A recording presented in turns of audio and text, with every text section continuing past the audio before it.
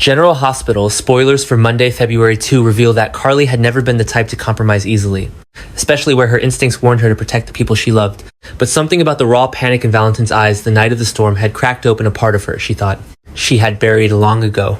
As the danger around Charlotte faded into relief, Carly found herself replaying the moment she nearly ran into the blizzard after Valentin, a reckless act driven not by logic, but by something deeper, something unsettling. Something that made her admit she no longer saw Valentin as simply a Cassadine with a troubled past. In that shift, that tender and terrifying crack in her armor pushed her toward a decision she never expected she was willing to bend to negotiate. To arrange another reunion between Charlotte and Valentin if it meant stabilizing the fragile connection forming between all three of them. Yet the moment Carly allowed that possibility into her mind, she sensed the ground beneath her shifting. Because bending for someone like Valentin was not harmless, it created a ripple, a vulnerability, a space where danger could seep in unnoticed. She began to understand that her willingness to help him carried consequences far beyond her intentions, and suddenly, what seemed like a simple offer, a quiet meeting for father and daughter, became a gamble, with implications she could no longer fully predict. Carly tried to convince herself she was acting out of compassion, out of empathy for a man afraid of losing his child, but she could not ignore the uncomfortable truth she felt responsible for him now, tethered to his panic in a way that made her choices irrational. Valentin, for his part, sensed this shift in her and responded with a guarded softness she had never seen from him before. As if he knew Carly was not just opening a door for Charlotte, she was opening one for him as well.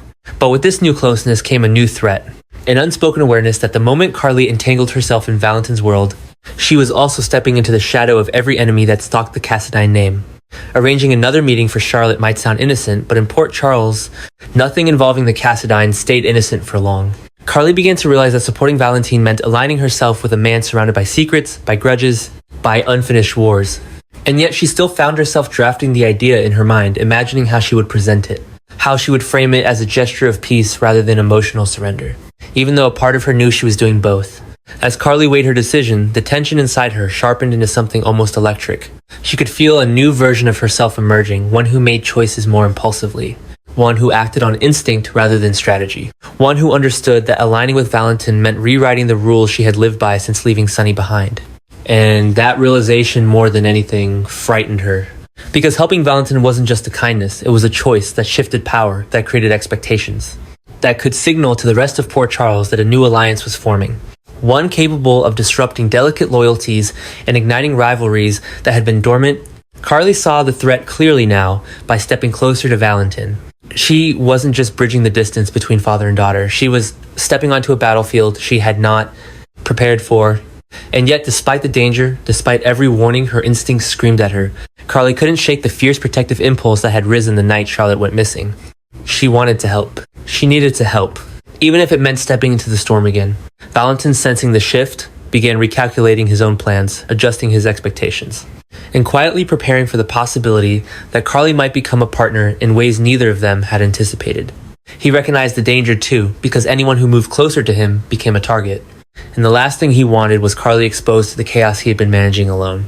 Yet the thought of refusing her help, of denying her involvement, felt wrong in a way he could not fully explain. Their shared moment in the storm had created a connection that neither could easily sever, and now both found themselves on the edge of a plan that could either strengthen them or destroy them. And so, as Carly rehearsed the words she might soon speak, "Let me arrange something for you," and Charlotte, she felt the weight of everything that would follow. This wasn't just a reunion. It was the beginning of a shift in alliances. A quiet but powerful signal that Carly was stepping into Cassadine territory with open eyes and a guarded heart. It was a choice that could protect Charlotte's steady Valentin and reshape Carly's life in ways she could not yet foresee. But beneath all of it pulsed a deeper truth. Whatever step Carly took next would unleash consequences far more dangerous than she realized. And once she crossed that line, there would be no turning back. Something began shifting between Lulu and Nathan long before either of them was willing to name it. A subtle but unmistakable pull that threaded itself through every shared moment. Every quiet glance exchanged in the storm-lit shadows of the Quartermain property. It wasn't dramatic at first, not the kind of thing that announces itself with fireworks, but something deeper. Something that simmered beneath the surface like heat trapped under ice, waiting for the right fracture to break through. And when that fracture finally came, when Lulu looked at Nathan with gratitude softening the edges of her usual guarded composure, and Nathan finally allowed himself to breathe in the warmth of being truly seen, the atmosphere around them cracked open. Suddenly, it wasn't just two people helping each other through a crisis. It was the birth of a connection that felt powerful, enough to rewrite the emotional landscape of Port Charles. That first kiss, hesitant, accidental, electric, didn't just spark attraction, it signaled a turning point neither of them could walk away from, no matter how desperately they tried to convince themselves otherwise. From that moment on, everything between them became charged with new meaning.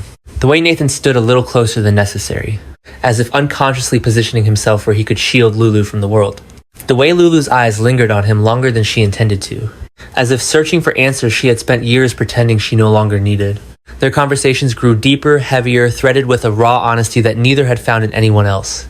And with each new exchange, each moment of vulnerability, the spark between them evolved into something bigger.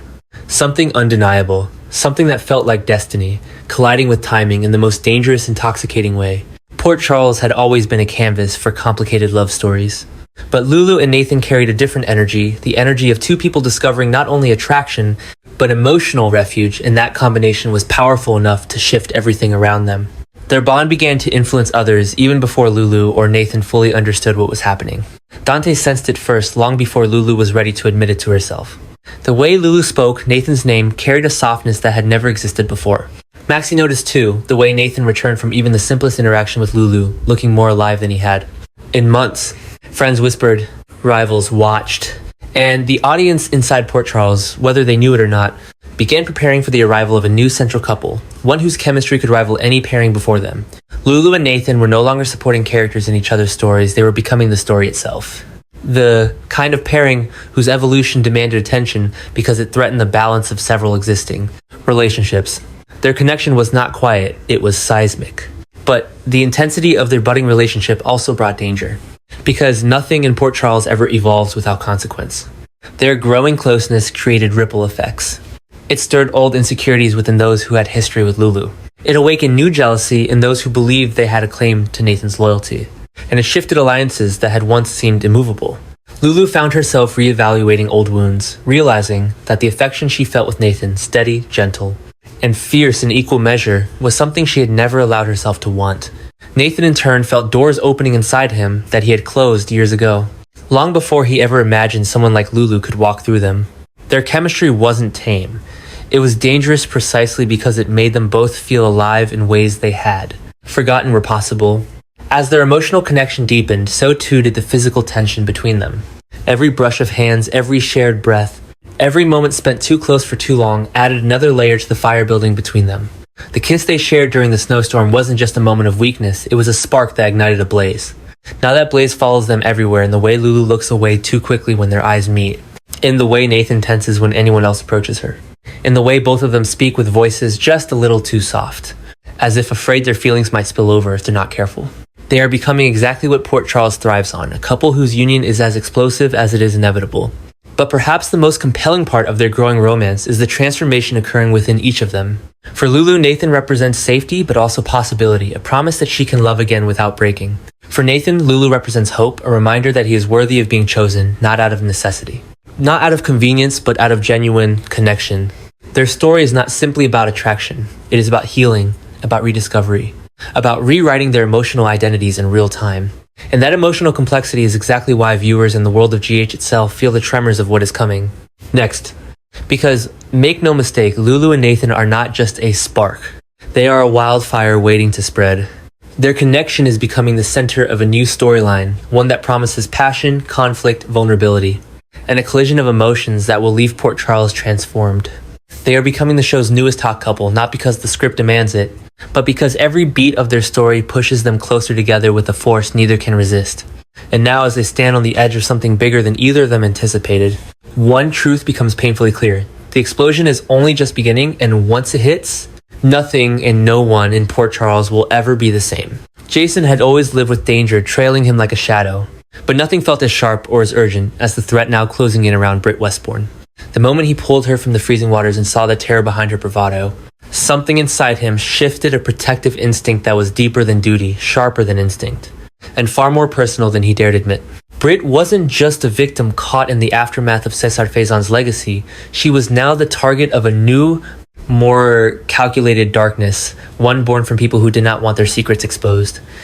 And when Britt finally confessed that she had been forced into Faison's final project, that there were people still out there willing to let her die of Huntington's if she disobeyed. Jason's world narrowed to a single definitive purpose: protect Britt at any cost.